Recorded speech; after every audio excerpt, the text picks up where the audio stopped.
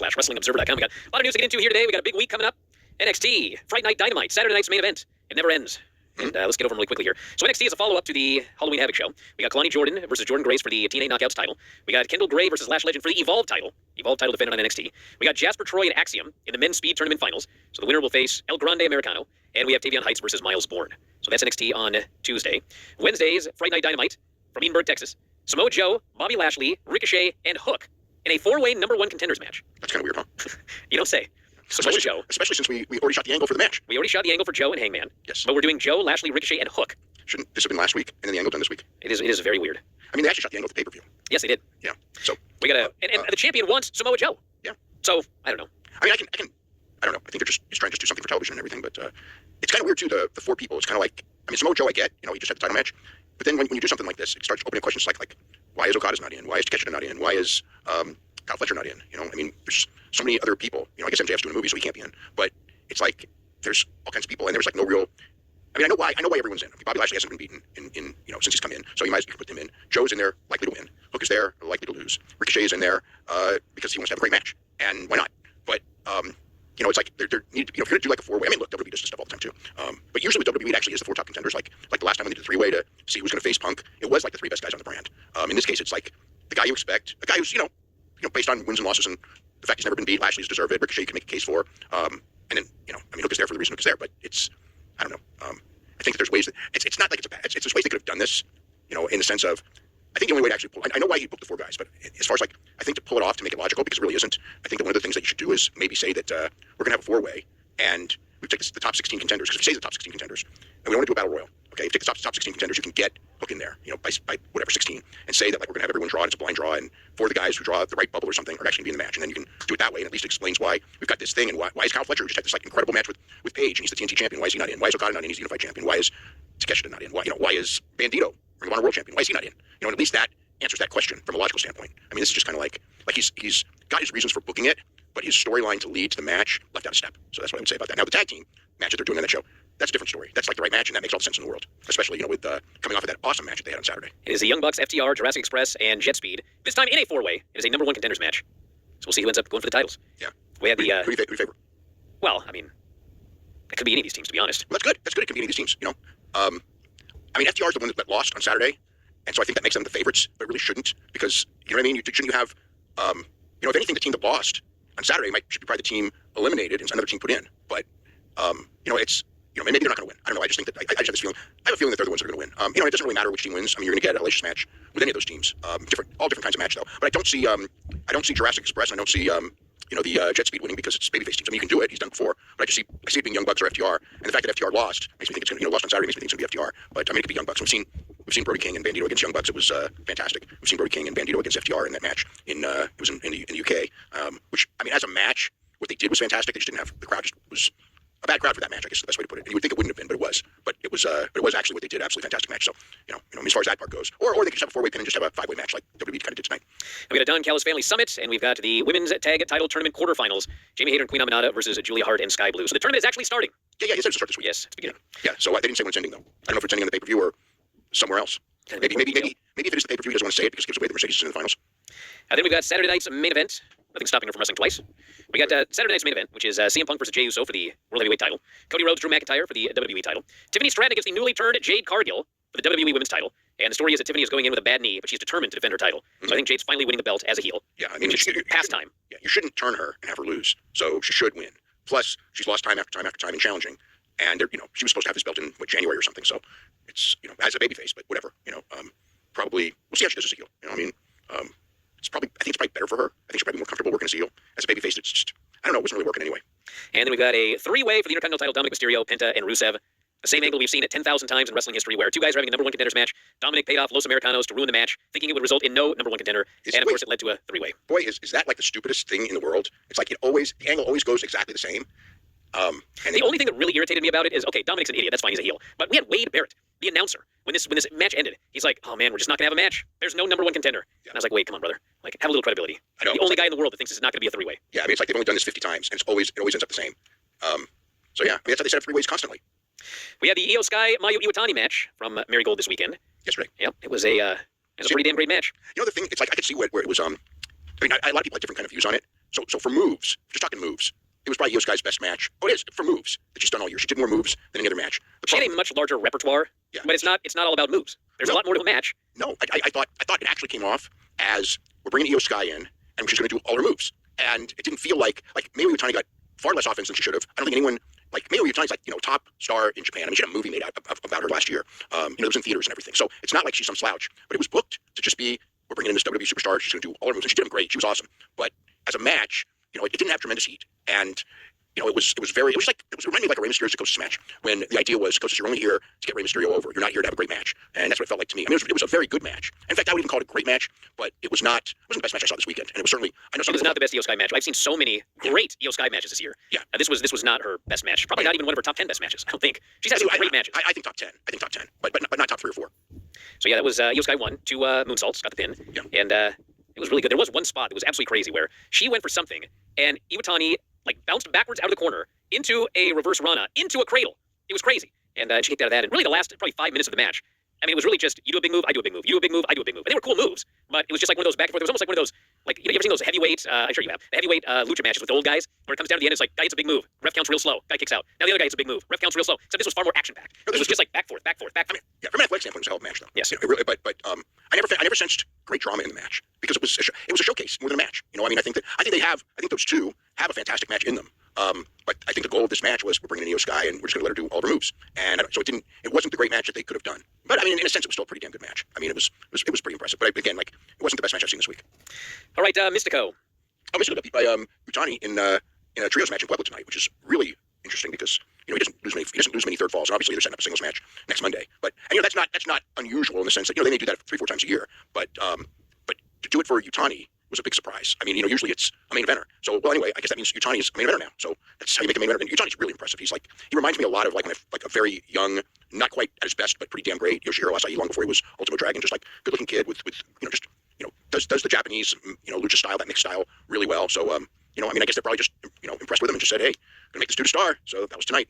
But yeah, I still haven't seen the women's thing. I'm gonna try to watch that tonight. The women's Grand Prix. What do you think of the Saturday show? The Halloween Havoc. I thought it was a solid show. I saw some people that really didn't like it. I thought it was largely good. La Parka and Mr. Iguana against Leon Slater and Javon Evans. If there's anything that was a disappointment on the show, it was this match. Yeah, I thought the same. They didn't mix. No, it was. And And the puppet was there at the very beginning, and it's it was just puppet spots the entire match. It's we want to get the puppet over, and but then they beat Iguana. Yeah, it was a very underwhelming match. I could never believe that Leon Slater and Javon Evans as a team would have a worse match on the show than Ehode Dr. Wagner Jr. Well, Ehode Dr. Wagner Jr. and Ethan Page, I thought was the best match on the whole show. They had a very good Day of the Dead match, no DQ. Yeah. Ethan Page is great. I mean, you can put him in there with anybody, and he's gonna have a really good match. And he ended up turning the mask around so Wagner couldn't see, and then threw powder, hit the cutter off the middle rope through a table, got the pin. That was a very good match.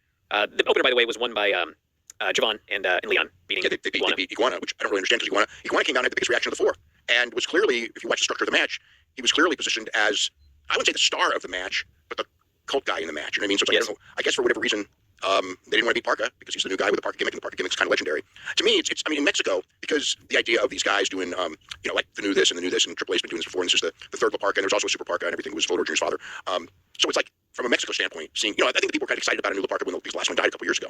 But to me, watching it from an American standpoint, it was we all saw La Parka, the original La Parka, and this guy is just in that comparison, he's such a weak imitation. He doesn't, he's a good wrestler, but La Parka is all about the dance and the charisma and the things like that. And this guy, it's just he's not a good La Parka. It just doesn't fit the role to me. I mean, it will work and has worked in Mexico, but I just thought that they said he wasn't the original La Parka, but it was he just was some dude in a La Parka costume to me watching it. When you're watching it from an American standpoint, I didn't feel it at all. So I mean, just as far as the gimmick and everything, I thought Jacy Jayne and Tatum Paxley, I thought that was all the smoke and mirrors and everything like that, but it worked. So I mean, it was just interference, and I'm so sick of interference in front of the referee, and then they just do it for that spot where you kick somebody out, which is an easy pop because everyone now likes it, but it's just so contrived now. And well, it was worse because everybody got involved, and the referee ejects everybody, and they start doing all their near falls, and then they came back. And then they come back, yeah. So irritated. And then there are people in the ring, and some other ref doesn't see them. And finally, the big spot at the end was Izzy grabs the women's title. She runs like she's maybe going to hit Tatum, but Tatum ducks. Jacy doesn't get hit. She KOs Izzy, and then Tatum hits her finish on Jacy, wins the title. Place went nuts. They love Tatum. Yeah, the crowd. They both worked good actually. The crowd, yeah. I thought Jacy Jayne did a hell of a job. She impressed me a lot in that match. I mean, personality-wise, she's there already. In the ring, it's usually I haven't been that impressed, but I think that in this match she was really good. But they did so much interference and everything like that in the match that it got. I don't say it got silly because the crowd did buy. It really did work for this crowd. Although it was a pretty easy crowd, even though it was only a half full building, a little over half full. But it was a pretty easy crowd as far as they were very loud for everything. So I mean that was a plus. So that was it's Arizona, so it's almost like Arizona crowd's almost like a Mexico crowd, where they're gonna react. I was surprised at the attendance though, like for a big show and whatever it was 2,600 people in a 5,000 seat building, for essentially it was supposed to be a big show. I was underwhelmed by Trick Williams and Ricky Saints. I thought the finish was flat. Trick Williams was good. Ricky Saints was like, he didn't show the charisma that he usually does. I don't know exactly what it was. It just seemed like this was a Trick Williams show. Since he's losing, he's going to take the whole match, and then Ricky's just going to get the win at the end with a tornado DDT, which we see tornado DDTs in every match. It's never finished. So then all of a sudden in this match it was. Not just this match. That's his finish. Too many so he won the title too. Well, that was an underwhelming finish too. Yep. It's a weird finish. Yeah. It's not over as a finish yet. Yeah, I don't think that should be his finish. Although I know that Rochambeau, I don't think they want to try and do it on bigger guys. So, and obviously they don't want to do a spear, as his finish. So because too many guys are using it now. But I think that as far as a pick for finish, I don't think this is a good one because it's, every luchador uses that move and it's never the finish. So, when you see it, you don't think finish, and then it was, and then it's like a flat finish. We also had Zari and Blake Monroe with Soul's North American title on the line, and it's very clear right now that this Soul injury is work. Sure, he's outside on crutches, and then they're outside, and Blake kicks the crutch out, and Soul takes this big bump. Yeah. Like, you ain't taking a bump if you're not cleared. So Zari goes to help her up, and Blake attacks Zari from behind. DDT on the floor, another DDT in the ring, won the title, and it was fine. It was not a great. I actually thought for those two that they were better than I expected. I thought the match was fine. I will say this: I think that the key to the Soul Ruka thing is that if it was real, we would have so many people telling us it was real. Not only that, she allegedly got hurt a week earlier. If she blew out her ACL or whatever, they're not having her walk around and do angles for a week afterwards. She's having surgery. She's going to be back. Yeah, no, it was very obvious watching it. It was a way to get the title off of her with a storyline where she didn't actually lose, and her friend lost the title for her, and build everything that was going in the build coming into this fit perfectly too. And then you take her out of the match so you can kind of protect her, and obviously in the long run, you go to Blake Monroe and Soul Ruka's feud where she's got her Soul's belt without beating her. So I get it. It's as the storyline goes, it's part of the story. So yeah. And then also over-delivering was the Hardys and Dark State in the match. I like that match a lot. I was shocked at how good. And it was all the Hardys. Oh yeah, this was the best Dark State match ever. But the Hardys are so good at these gimmick matches. Every trick in the book. Jeff is still doing every crazy, like he did the senton off the very top of a ladder through a table on the outside. That's a high ladder. He's doing all sorts of crazy stuff. And finally, they isolated Matt. They tied him in the Tree of Woe. They took Jeff, Doomsday Device, through a table, and got the pin. So Dark State wins back the NXT Tag Team titles, and it looks like Javon and Leon now want to go after those belts. Yeah. Which wouldn't it be a bigger deal if they beat the Hardys for those belts than Dark State? Yes. It would have been a bigger deal. It would have been a better match and a better finish and a more climactic passing of the torch. Yes, in every way, it would have been better. Yeah. So that was the NXT. Because like watching it, it's like Dark State won the titles, and when it was over, all I thought of was the Hardys. Yes. Dark State. No. The Hardys. I mean, they lost, but they were the ones who got over. Plus, the Hardys are like the mentor of Leon Slater. You got that story there. I mean, Leon and Javon should have beaten them. I guess they could win the TNA titles, but I don't think they're going to do the match. Doesn't sound like it. Sounds like they're going after Dark State. If they were going to do the match, this was the time to do it. Yeah. All right. What's up with Vince Russo? I guess the story is that so he was on his podcast, and he talked about how he's written 9 TV shows for a group. He didn't want to say the group, and then his co-host says, I can tell you, because Conan Disco Inferno said that it was the NWA, Billy Corgan's group. And he hasn't denied or anything. So we also think, okay, it's on his show. He's saying it's the NWA. Then he comes in and goes, I fooled all you marks. It's Juggalo Championship Wrestling. It's like, wow, what a swerve. What a brilliant guy. Huh. It's like, what a weird, whatever. Juggalo Championship Wrestling. Yeah. I like that with Shaggy I like. Second one? Shaggy Tudo? Shaggy Tudo. Yeah, he used to always contact me. He was a nice guy. All right, Collision. That main event was freaking awesome. That was an awesome main event. Oh my God, those guys are so. Kevin Knight, my God, that guy. It's like, I mean, he's in there with guys that are making him look good. Don't get me wrong, but that guy has so much freaking potential. What an incredible, like everything he does. It's like Montez Ford, but he's working with so much better guys. I mean, this guy can freaking. It's like this guy, his jumping ability, and it's just but the way he uses it is to like his best whatever. And Bailey is such a great partner for him because Mike Bailey's one of the best wrestlers in the world. Just as far as technically goes, that guy is so great. And FDR and the Young Bucks are like they're like the greatest tag teams of the last 20 years. They are, and the thing is with like FDR is like they're like almost always right place, right time, fantastic at making the other guys look better than they are, and the Young Bucks fantastic at making guys look better than they are. So it's like, I mean, freaking Luchasaurus, they made that guy look incredible. Hey, he's looked the best in years since this most recent return. Oh yeah, he was badly handcuffed as kill switch. He's so much better. Him and Jack Perry both are so much better served as baby faces. They got a crowd pleasing style. They get to do all this stuff and work with these great guys. But I mean, it's like both of those matches. So it's been against FDR and 2 matches with the Young Bucks. Great. Yeah, but I mean, it's the thing is, it's like one of the things that I've learned is that you cannot judge wrestlers based on matches with the Young Bucks. It's like when I was a kid watching wrestlers against Ric Flair, and I thought, oh my God, this guy's fantastic, and they were never fantastic with anybody else. So it's like that those guys, man. But yeah, it was. I just thought that match was great, and I'm sure that the match.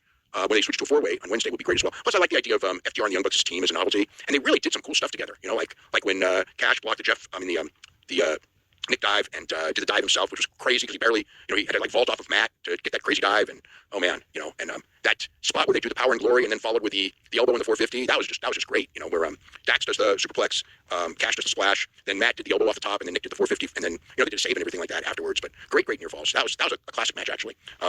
Pac and Ishii was good. I wouldn't say it was as good as I expected, but it was still. It was a very slow-paced Pac match. He was very deliberate. He's a very deliberate heel, so it wasn't like you didn't see a lot of high flying. You didn't see a lot of just kind of. I mean, it was a very good match, but it was slow-paced even by Ishii standards. Yeah. But and this Pac is freaking gigantic, dude.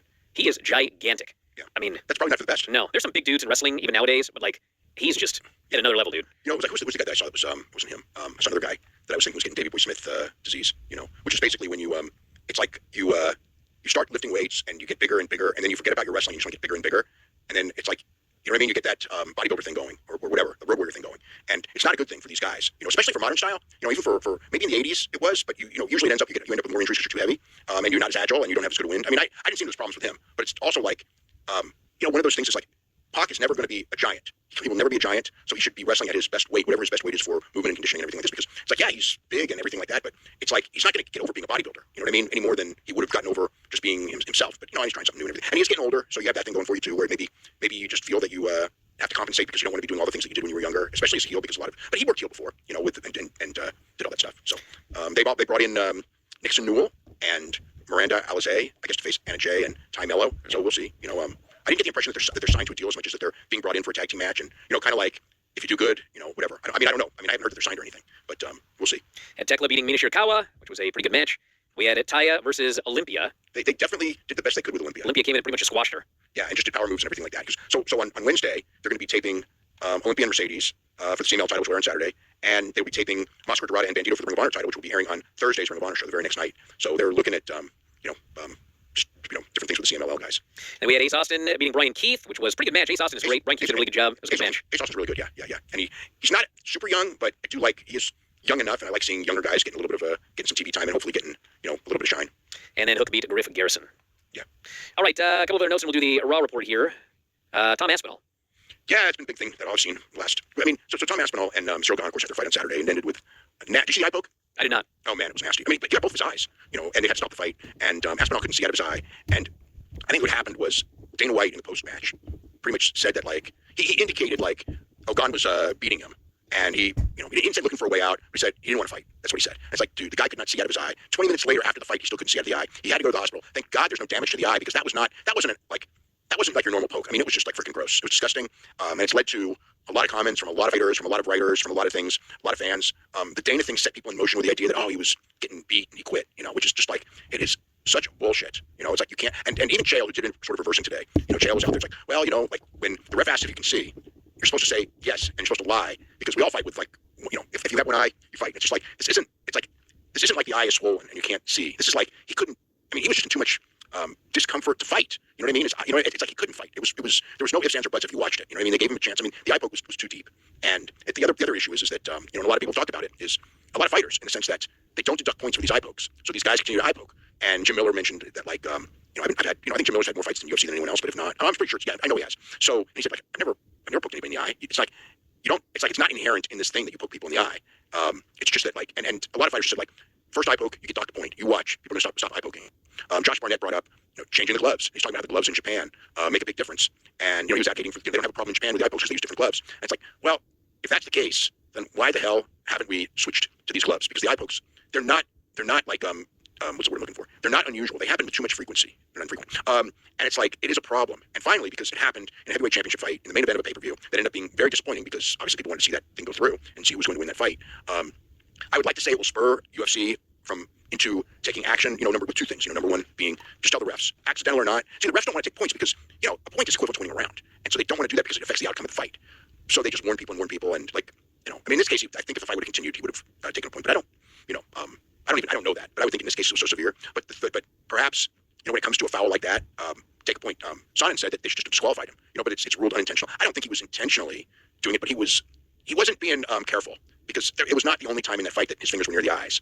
And, you know, so there's that. But yeah, you know, between that and you know, if somebody else has a better idea for a glove and it reduces the number of eye pokes in these fights by any kind of substantial amount, then just freaking learn from it. I mean, one of the things I hate is when something works somewhere else, but because it's somebody else's thing, you just stubbornly say we're going to stick to what we do, even though the other way is better. And Shane Baszler said the same thing, that the Japanese legislation in Japan are far better when it comes to that, you know, as far as preventing that and things like that. So anyway, those are two things I wish they would do. I hope we learn from it. We probably won't. It's like weight cutting and everything like this. It's like, we know what's going to happen, you know, but just keep doing it, because that's what we do and we'll never change, you know, and these commissions are too slow to change, and, you know, just another frustrating thing, you know, a very frustrating situation. But the bad one on this one is that so many people made Aspinall out to be the bad guy, and he was the one who got poked in the eye, you know. And then the other thing also was, like, people trying to say, oh, you know, he's getting killed in the fight. And it's like, I watched that fight, and I mean, I had gone slightly ahead. He bloodied him up, but it was like, if you look at the punch stats, they were virtually identical at that point. I think that Gahn had 30 punches land and Aspinall had 29. It's not like people are going like, oh, he was destroying him. It was an even fight. I mean, you know, Gahn did bust his nose up, and you know, Aspinall was in a real fight. But the idea that he quit in a real fight because of an eye poke, I mean, it's if you saw it, it's just so ludicrous. And Dana White gave that fuel, and Chael did to a degree too.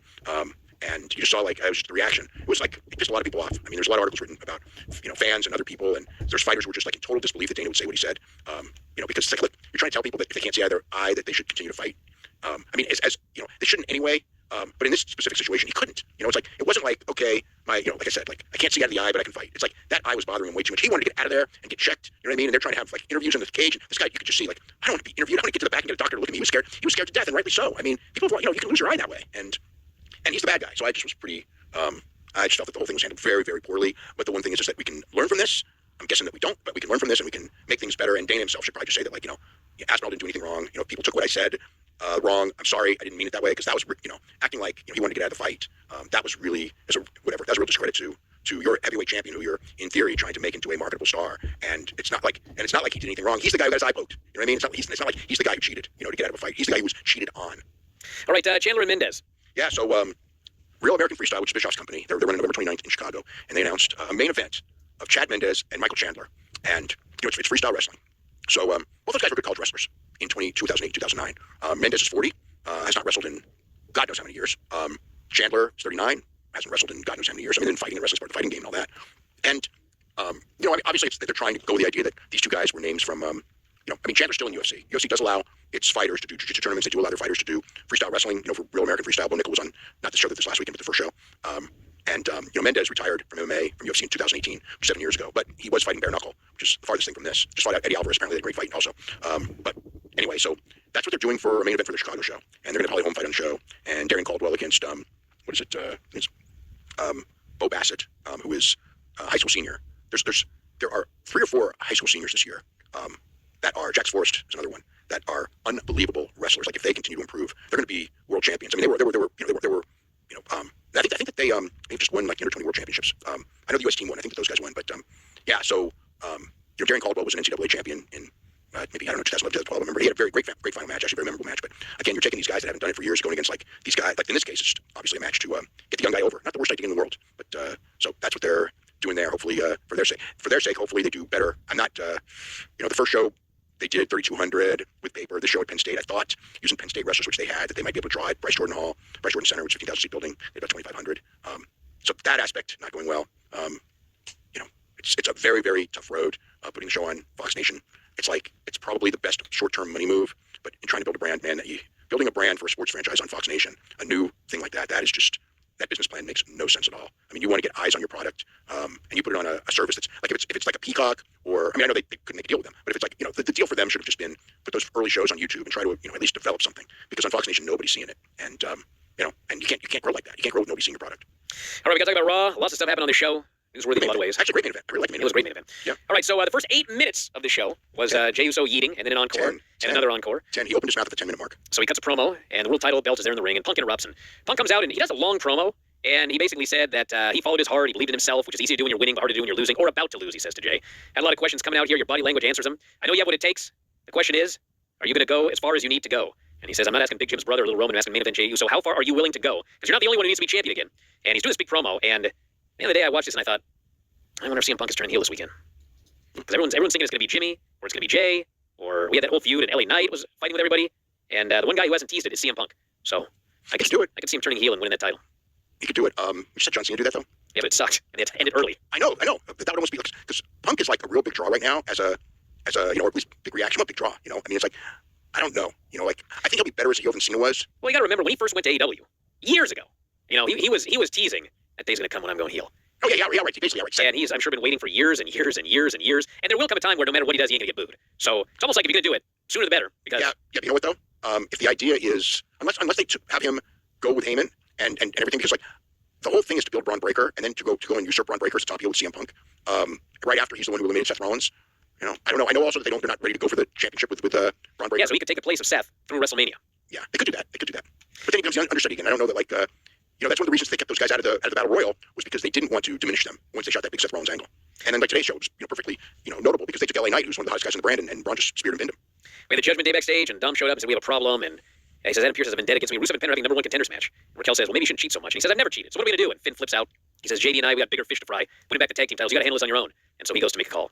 So we had Penta and Rusev #1 contenders match, and fans were into Penta, not really all that into Rusev. There was a very good near fall near the end where Penta hit the Made in Japan and Rusev kicked out, and the fans were hot for that one. They're chanting "Ref, you suck." And then the Americanos just hit the ring for the DQ, which was so dumb. And Wade Barrett's telling us there isn't a #1 contender. I'm like, my God, I've seen this 1,000 times, and it was exactly as we figured it would go. Yeah, I actually thought the match was pretty good until the finish, but what a nothing finish for a long match.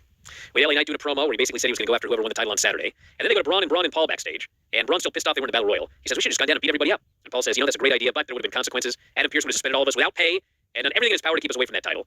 He says, someone's going to win the title, and whoever wins, someone's going to go after him. We need to, but someone else tonight has the same mission, so you need to take that guy out. And Braun says, make the match. And of course, it's LA Knight. Yeah. So, I mean, by that, it's like, if Punk wins, then Punk's the target. That's true. Yeah. Oscar, well, actually, that could also, Braun really wants a title, and if CM Punk wins and aligns with Heyman, and those two are forced into the background again, Braun would be very angry. And, there's things that they can do. I don't know what they're going to do, but... Yeah, they could do that. We had an Asuka Decade of Destruction video package where they made sure to mention 914 days undefeated. So this is, of course, a response to Goldberg, who did an interview where he talked about how some girl broke his record. It was Asuka. Yeah. You know what's so stupid? It's like, it was a fake record. Luthez was 936 matches from 1949 to 1955, I think it was. So it's like, it's like just it's all made up bullshit. I mean, Goldberg, it's like, it's just ridiculous for Goldberg to take it that seriously. So Ed appears on the phone when Finn and JD show up, and Pierce says, I gotta talk to Dom, where is he? And they're busy worrying about their tag titles. They want a rematch. And Pierce says, you guys eliminated Sheamus last week after you'd already been eliminated. You cheated. Now you want a match tonight? And he says, Sheamus demanded a match with one of you. And so JD steps up and says, I'll take him out. And then I'm gonna come back and I want my tag title shot. So that's announced for later. Oh my God. Nikki and Roxanne.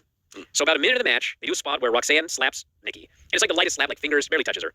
And then freaking Nikki just goes, bam! And she freaking dropped, like Roxanne just went, like someone knocked down UFC. Just falls right in her face. And like she stands up and she's stumbling around. The ref walks over and hugs her and goes like this, does the X. I thought, it's over, dude. And they just waited a while and Roxanne kind of sort of got back into it. And so then the very next spot, Nikki drop kicks her right in the face again. And once again, Roxanne could barely get up. And they do like a hold or something for a while. I was like, oh my God, they're going to keep this match going. And like Roxanne got her bearings back and then they wrestle for a little bit longer. And then Nikki goes for another comeback. Freaking, not even puts her foot up. She like pushes with her foot right through Roxanne's face. Roxanne's bleeding from the face. I'm like, someone's going to die in this match. And they go back and forth. And finally, Nikki misses a charge and Roxanne hits a pop rocks and pinned her. Oh my God. And that wasn't the only one on the show. Yeah. So then Raquel goes after Nikki. Stephanie runs down to make the save. Heels bail. And Stephanie didn't run fast, but she ran. And appeared to be moving all right. So I think they're going to probably give her a little time off. Probably tweaked her knee. But it doesn't look like it's a serious injury. And Nikki and Stephanie we're doing tag match next week. Ran off the heel. So yeah, she'll probably be ready for next week. So yeah, Nikki was absolutely brutal in this match. Like her wrestling was all right, but golly, didn't need to be killing poor Roxanne here. Then we had Asuka and Kyrie running into Lyra.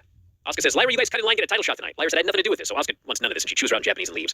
Then Bayley shows up. This was ridiculous. Yeah. It's like she's acting like she's mad. She's getting a title match. Yeah, she goes, you got us into this mess. And Bayley goes, what mess? What are you talking about? We're getting a tag title match. We're getting a tag title match. I mean, come on. Lyra's all, I've never been in the ring with him before. And then Bayley's like, man, maybe we are in trouble. So now Lyra's all, I was like, what is this angle here? But it's like you wrestled Becky Lynch a whole bunch of times and everything, and now you're afraid of like Charlotte Flair and Alexa Bliss. Yeah, it was like the thing is like you're a pro. You're a wrestler. You wrestle anybody. Yeah, you're a wrestler who's held championships. You got a title match on the line here. And you're being handed a title match because your partner is getting you a birthday present, and you're acting like scared and oh my God, Bayley, you got us into this mess. It's like God, that reaction was just so fake or whatever it was, just not consistent with anything. So then Jimmy shows up and starts to yell at Jay about how he saved him twice last week, and then Jay threw him out of the Battle Royal. And Jay tries to plead innocent. Jimmy's not buying it. And he says, our plan was to eliminate everybody. It would come down to you and me, and then it could be every man for himself. And he says, I think you thought if it came down to the two of us, you couldn't beat me. So he storms off. Then we had Braun Breaker and LA Knight. We had another one in this match. They're doing a spot. Braun tries to run up the ropes, Frankensteiner. LA slips under, sweeps his legs, and Braun, like, total out of control bump right on the back of his head. And man, this guy is like, he's staring off into space. And they kept going. Here's another one. Well, LA was pretty good with this. He just grabs him in a guillotine till the guy's ready. And then immediately gave him a giant superplex. Well, that was after. And then, like, and then he got out. I mean, and then he started to do something. And he was still a little wobbly. And LA Knight grabs him, puts him right back in the guillotine. I mean, he essentially covered to let the guy recover twice. So I thought he was actually very professional in how he handled the situation. So finally, Braun tries a gorilla press. LA switches to reverse DDT, hits the flying elbow, or he goes for the flying elbow, but Braun kips up, hits a spear, pins him, and that's 2 matches in a row with a bad landing or getting punched in the face. Then we had Pierce telling Dom would be a triple threat, which we knew. Jimmy runs into Jay again. Jay said, you know what, I heard what you said, but you're my brother. I love you. Nothing's going to change that. But you said it yourself. If you had a chance to throw me over the top rope, you would. And it just didn't go that way for you. That's not my fault. So why would you come here for the biggest match of my career thinking I betrayed you? I got a lot on my plate. Got a lot of guys I got trouble with. I don't got real estate for anybody else. And Jimmy says, I understand, and they hugged. They're really teasing something's going to happen with these guys. That's why I think something's happening with Punk. But we'll see. Sheamus and JD McDonough, they had a good match. Yeah. Sheamus is one of those guys, and obviously JD's a great opponent. JD's really it doesn't matter who Sheamus is in with. The last, the second half of the match is always going to have incredible heat. Fans were going nuts for the last few minutes of this. And Sheamus ends up tossing him on the desk and the dasher boards, throws him in the ring, goes up to climb, but Finn hits him with a shillelagh behind the ref's back. JD hits a Spanish fly, gets the pin. Very good match. Good match. Adam Pearce meets with Maxine. 2 big wins over Becky Lynch, he says. You deserve another championship match. And she says, I don't want it to go to waste. After what happened last week, I need to call a friend and confirm that I'm prepared for anything she throws my way. When I'm ready, I'm going to take that Intercontinental title off Becky's waist, give the rest of the world a big shock in their lives. So who's the friend? I presume Natty. I mean, in real life, it could be. I mean, they've done things on screen. I don't know who else it would be. Not Chad Gable. That'd be a twist. Yeah. And Charlotte and Alexa doing a promo backstage. Asuka and Kyrie interrupted. And they said Lyra and Bayley didn't deserve the titles. Either did Charlotte and Alexa. And so clearly they're next in line. Oh, yeah. They should win the titles. Oh, yeah. AJ and Dragon Lee meeting with Adam Pearce. AJ reiterates 2026 is last year. He says, bring on the opponent. So JD and Finn show up, and JD's like, hey, listen, I took care of that Sheamus guy, and I want my tag title match. And Pierce goes, you cheated. And AJ says, don't worry about it. They're deserving opponents. I like they're not deserving. He said not deserving. But I do like the idea of a rematch. Let's keep it hot. Yeah. And so it's official for next week. Yeah. So then we had Charlotte and Alexa versus Lyra and Bayley for the tag team titles. And the first few minutes of this match, it looked like it was on the verge of something going wrong, but like nothing ever did. And everything's going all right. And then they had this spot, which was actually kind of incredible. It was so Lyra goes for her Nightwing. So she gets her up onto her shoulders, and she hits this Nightwing. But when she put her on the shoulders, her hair got caught in Alexa Bliss's, like, her top. I don't even know how. So she gives the Nightwing, and her whole head gets yanked down, and she does the move. And she's stuck. And so you can see she's trying to get her hair out, and she's stuck. And then she grabs the leg, and the ref counts 2, and Alexa kicks out, and she's still stuck. And so, like, she's pulling, and you can see them talking to each other, and, like, they start to pan the camera away. And apparently, like, Alexa, she has 2 tops on, and she had to take her entire top off. And then you can see Lyra rolling out of the ring, and the vest is still connected to her hair as she rolls out of the ring. It's like someone had to run over with scissors or something and cut her hair out of this vest. All of this in the middle of the match. So that's when the match got awesome, ironically. So the crowd starts going crazy. Alexa, Charlotte Flair and Bayley were great. This is by far the best Charlotte Flair's looked since she's come back. And Bayley was just on fire. So yeah, it really in the last several minutes really turned into a hell of a match. they got hot tag. Charlotte and Bayley. Charlotte hits a big boot. She goes for the figure 8. Bayley's about to tap, but Lyra catches the hand, so she can't give up. Okay, so that's stupid. It's ridiculous. She should have just. The thing is like instead of catching the hand and causing her severe knee damage by not tapping, she should have broke up the hold. Not only that, but a tap is about intention. If you're the referee and someone goes to tap at someone, if they tapped, doesn't matter if they didn't actually touch the mat. Okay, you're 100% right. But we have established in pro wrestling because it's happened in every company that if you go to tap and your partner blocks your tap, then it's not a tap. Yeah, but it's dumb. But it's absolutely stupid. But the titles are more important than Charlotte's knee, is what we determined here from Lyra. So she catches a hand, and then Alexa hits a twisted bliss off the top and breaks up everything. And then they go back and forth, and then Charlotte and Alexa knock them to their knees. They both hit a double natural selection, get the pin. It's one of the better WWE women's matches in a while. Very good match. Yeah, really good. Yeah. And then, of course, Asuka and Kyrie run in and destroy everybody. Kyrie hits the elbow on Charlotte. Bayley tries to return to save Lyra, so Asuka and Kyrie bail. So yeah, it looks like Asuka and Kyrie versus Charlotte and Alexa for the tag titles. Should be a title change. I guess we'll find out when, because Saturday night's main event. Well, it's probably if it's not a TV match, it should be Survivor Series. Yep. So November 1st, Saturday, of course, is Saturday night's main event. And before we go, the lineup for the show has CM Punk, Jey Uso. We said that. Sorry, show. Did we do all of these? Oh yeah, Tiffany and Jay. We got in the Jade story. Yeah. All right. Well, anyway, that's the match. And then Raw next Monday.